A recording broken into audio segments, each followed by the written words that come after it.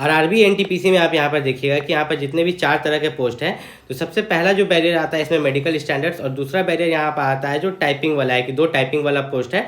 तो इसको लेके यहाँ पर बहुत सारा कमेंट आया था जिसका मैं यहाँ पर क्लियरेंस करने वाला हूँ।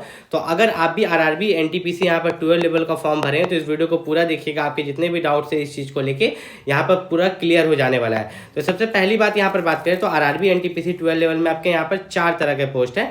यहाँ पर जो है आपका कमर्शियल कम टिकट क्लर्क है, ट्रेंस क्लर्क है, अकाउंट्स क्लर्क कम टाइपिस्ट है, जूनियर क्लर्क कम टाइपिस्ट है। टोटल जो है यहाँ पर 3058 सीट्स है। और एक चीज़ मैं और आपको बता दूं, लास्ट में मैं आपको एक ऐसा भी चीज़ बताऊंगा कि कौन सा जोन यहाँ पर सेफ जोन है और कौन सा पोस्ट के लिए आपको अप्लाई करना ज़्यादा बेहतर रहेगा, ठीक है, और कहाँ अप्लाई करना ज़्यादा बेहतर रहेगा ये भी बताऊंगा। लेकिन उससे पहले मैं क्लियर करूंगा मेडिकल स्टैंडर्ड्स के बारे में और टाइपिंग के बारे में कि ये जो पोस्ट प्रेफरेंस आप भरते हो तो इसका बेनिफिट आपको यहाँ पर कैसे मिलता है। तो सबसे पहले हम यहाँ पर बात करते हैं मेडिकल स्टैंडर्ड्स के बारे में। देखिए यहाँ पर जो मेडिकल स्टैंडर्ड्स दिए गए हैं ज़्यादा कुछ नहीं होता, मैं आपको सरल भाषा में समझाता हूँ। जैसे कि आपका ये A3 है, ठीक है, फिर B2 है, ठीक है, फिर C2 है। तो आपको पता है कि A सबसे ऊपर होता है, फिर B होता है, फिर C होता है। तो ये जो A हो गया ना, तो इसमें हाई मेडिकल स्टैंडर्ड्स हो जाता है। हाई कुछ नहीं, बस आँखों का खेल है कि आपका आँख अच्छा होना चाहिए। B में थोड़ा मीडियम और C में पूरा लो, ठीक है। C में है कि आपको चश्मा वश्मा भी लगाया पूरा, कोई दिक्कत नहीं है, ठीक है। B में भी चश्मा लगा है लेकिन थोड़ा ज़्यादा अच्छा होना चाहिए, ठीक।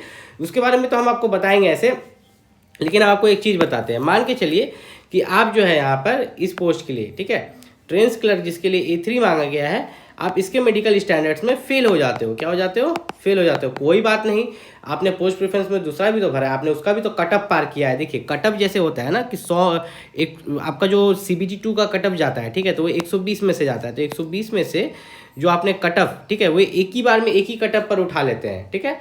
जैसे कि आपको ये सभी चारों पोस्ट के लिए उन्होंने ये करवा लिया, ठीक, चारों पोस्ट के लिए। अब यहाँ पर चारों पोस्ट का भले अलग अलग कटअप जाए कि हाँ किसी का 70 जा रहा है, किसी का 80, किसी का 90, किसी का 100, ठीक। अब यहाँ पर इन्होंने क्या किया कि आपने लाया यहाँ पर 110 कितना या 105 नंबर लाया, तो आप तो सभी के लिए एलिजिबल हो गए। आपको ये नहीं दिखाया जाता, आपको यहाँ पर डायरेक्ट सेलेक्ट किया जाता है कि आप सभी के लिए एलिजिबल हो गए। अब आप मान लीजिए कि ये जो 100 वाला कटअप है ट्रेंस क्लर्क, इसमें जो है आप फेल हो जाते हैं मेडिकल में।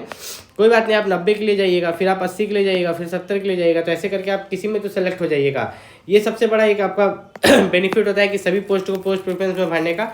दूसरा है टाइपिंग टेस्ट को लेके, ठीक है।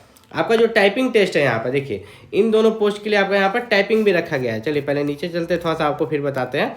तो जैसे मेडिकल स्टैंडर्ड्स पहले आपको क्लियर कर दे। A3 जो है थोड़ा हाई मेडिकल स्टैंडर्ड्स है, जिसमें 6/9, ठीक है, होना चाहिए विथ और विदाउट ग्लासेस, ठीक है। और नियर विजन जो है आपका 0.6 होना चाहिए विथ और विदाउट ग्लासेस। लेकिन इसमें जो है colour vision, binocular test, night vision और मायोपिक विजन टेस्ट किया जाएगा। B2 में जो है आपका 6/9 या 6/12 विथ और विदाउट ग्लासेस होना चाहिए, ठीक है। Power of lenses not to extend 4D, अगर लेंस लगा हुआ है तो 4D एक्सटेंड नहीं करना चाहिए। नियर विजन आपका 0.6 है विथ और विदाउट ग्लासेस। C2 में अगर आप देखें तो 6/12, ठीक है, विथ और विदाउट ग्लासेस, और नियर विजन जो है 0.6 विथ और विदाउट ग्लासेस। लेकिन आप यहाँ पर देखिएगा C2 में आपका कोई भी binocular test, night vision test, myopic test ये सब नहीं कराया जा रहा है, ठीक। उसके बाद थोड़ा सा अगर हम लोग नीचे चलें तो यहाँ पर आप देखिएगा कि जो भी आपके पोस्ट थे, ठीक है, जिसमें आपका टाइपिंग था, मान लीजिए कि आप टाइपिंग में फेल कर जाते हैं तब क्या होगा, ठीक है। अगर आप टाइपिंग में फेल कर जाएंगे तो उसके बाद आपको क्या होता है ये मैं आपको यहाँ पर बताने वाला हूँ। देखिए 4 तरह का आपका पोस्ट है सीधा सीधी, ठीक है। और इसमें जो है 2 पोस्ट के लिए टाइपिंग है जिसमें टाइपिस्ट लगा हुआ है नाम, ठीक है, जिसमें टाइपिस्ट नाम लगा हुआ है, उन दोनों के लिए टाइपिंग मांगा गया है कि आपको यहाँ पर टाइपिंग उन दोनों पोस्ट के लिए आना चाहिए। अगर इंग्लिश या हिंदी कोई एक, ठीक है, इंग्लिश करते हैं तो 30 वर्ड पर मिनट और हिंदी करते हैं तो 25 वर्ड पर मिनट कंप्यूटर पर, ठीक है, पर्सनल कंप्यूटर पर।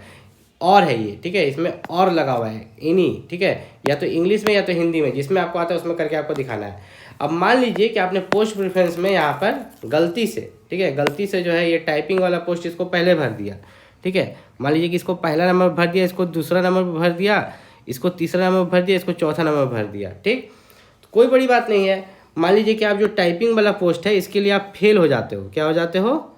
फेल हो जाते हो टाइपिंग में। किसके लिए? टाइपिंग में फेल हो जाते हो। कोई बात नहीं, आप अगर आपने कटअप पार कर लिया है तो आपको जो है उसके बाद ट्रेंस क्लर्क के लिए प्रीफर किया जाएगा। इसमें कोई टाइपिंग नहीं है और इसमें जो है आपका यहाँ पर सिलेक्शन हो जाएगा।